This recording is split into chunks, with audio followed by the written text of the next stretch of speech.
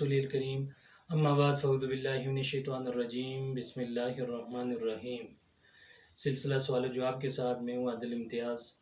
आज का सवाल आसफ़ गौर साहब टेक्सला से पूछते हैं कि नमाज जनाज़ा में कितने फ़र्ज़ हैं और नमाज जनाज़ा पढ़ने का तरीका मुकम्मल तफसील और तरतीब के साथ बता दें। देखें जी, एक मुसलमान के दूसरे मुसलमान पर 5 हुकूक हैं। नबी करीम सल्लल्लाहु अलैहि वसल्लम की मशहूर हदीस है कि मुसलमान के मुसलमान पर 5 हक़ हैं, जिनमें से एक हक़ ये भी है कि जब कोई मुसलमान इस दुनिया से चला जाए, फ़ौत हो जाए, तो उसकी तजहीज़ व तकफ़ीन में दूसरे मुसलमान शरीक हो जाएं और उसके बाद उसके ऊपर जनाजे की नमाज़ पढ़ने के बाद पूरे एहतराम, इज़्ज़त और एहतराम के साथ उसको सुपुर्द खाक करें। तो नमाज जनाज़ा के बारे में ये बात याद रखें कि नमाज जनाज़ा के लिए वही शराइत हैं जो आम नमाज के लिए। जिस तरह आम नमाज के लिए वज़ू होना ज़रूरी है, इसी तरह नमाज जनाज़ा के लिए वज़ू करना ज़रूरी होता है, और अगर पानी ना हो तो नमाज जनाज़ा के लिए भी तयम्मुम करना ज़रूरी होता है।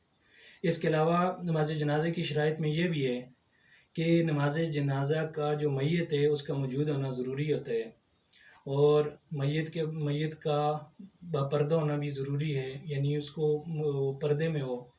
उसके अलावा मैयत जो है वो आम लोगों के सामने हो। और फिर इसके बाद नमाज जनाज़ा के जो फ़राइज़ हैं वो मुलाहिज़ा फ़रमाएं। नमाज जनाज़ा में 2 फ़र्ज़ होते हैं। एक फ़र्ज़ ये कि 4 तकबीरें नमाज जनाज़ा के अंदर फ़र्ज़ हैं, और दूसरा फ़र्ज़ जो है वो ये है कि नमाज जनाज़ा के अंदर क़ियाम करना फ़र्ज़ होता है। मतलब बैठ कर नमाज जनाज़ा नहीं होता, उसके लिए खड़ा होना ज़रूरी होता है। इसके बाद नमाज जनाज़ा का तरतीब के साथ आप तरीका मुलाहिज़ा फ़रमाएँ कि नमाज जनाज़ा में सबसे पहले इमाम मैयत के सामने खड़ा होगा, और मैयत सबसे आगे रखी जाएगी और उसके सीने के बराबर इमाम खड़ा होगा, और इमाम फिर नियत करेगा। अब मैयत अगर बालिग मर्द की है या औरत की है तो उसकी वो नियत करेगा, और अगर इमाम के सामने कोई बच्चा है, नाबालिग बच्चा या बच्ची, तो इमाम फिर उस लिहाज से नियत करेगा, और मुक्तदी इमाम की इक्तदा के अंदर नियत करते हुए नमाज जनाज़ा में शामिल होंगे। तो सबसे पहले नमाज जनाज़ा की नियत की जाएगी कि 4 तकबीर नमाज जनाज़ा फ़र्ज़ किफ़ाया, सना वास्ते अल्लाह ताला के, दुरूद वास्ते आज़म मोहम्मद मुस्तफ़ा सल्लल्लाहु अलैहि वसल्लम के, और दुआ वास्ते हाज़िर इस मैयत के, मुँह मेरा तरफ खाना काबा शरीफ, पीछे से इमाम साहब के, अल्लाहु अकबर। उसके बाद जब इमाम साहब अल्लाहु अकबर कहेंगे तो ये तकबीर तरीमा है, तो तमाम लोग सबसे पहले जो पहली तकबीर होगी तकबीर तरीमा, उसमें कानों तक हाथ उठाएंगे, और उसके बाद पहली तकबीर में सना पढ़ी जाएगी, सुब्हानक अल्लाहुम्मा व बिहम्दिका व तबारक अस्मुका व तआला जद्दुका व जल्ल सनाउका व ला इलाहा गैरुक। उसके बाद इमाम दूसरी तकबीर कहेगा, अल्लाहु अकबर। अब दूसरी तकबीर में पहली तकबीर के अलावा किसी भी तकबीर में हाथ कानों तक नहीं उठाना। दूसरी तकबीर में इमाम साहब जब दूसरी तकबीर कहेंगे तो उसमें दुरूद शरीफ पढ़ी जाएगी।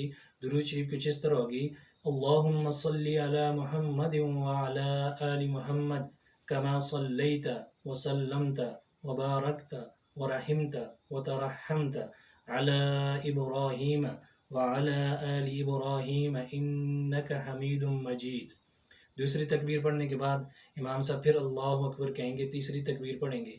उस तकबीर में यह देखा जाएगा कि नमाज जनाज़ा जिसकी पढ़ी जा रही है, मैयत वो नाबालिग है या बालिग है, नाबालिग बच्चा या बच्ची है तो उसके लिए अलग दुआ है, और अगर बालिग मर्द या औरत हैं तो उसके लिए ये दुआ पढ़ी जाएगी, अल्लाहुम्मा ग़फ़िर लि हय्यिना व मय्यितिना व शाहिदिना व गाइबिना व सगीरिना व कबीरिना व ज़करिना व उन्साना, अल्लाहुम्मा मन अहयैतहु मिन्ना फ़अहयिह अलल इस्लाम व मन तवफ़्फ़ैतहु मिन्ना फ़तवफ़्फ़हु अलल ईमान।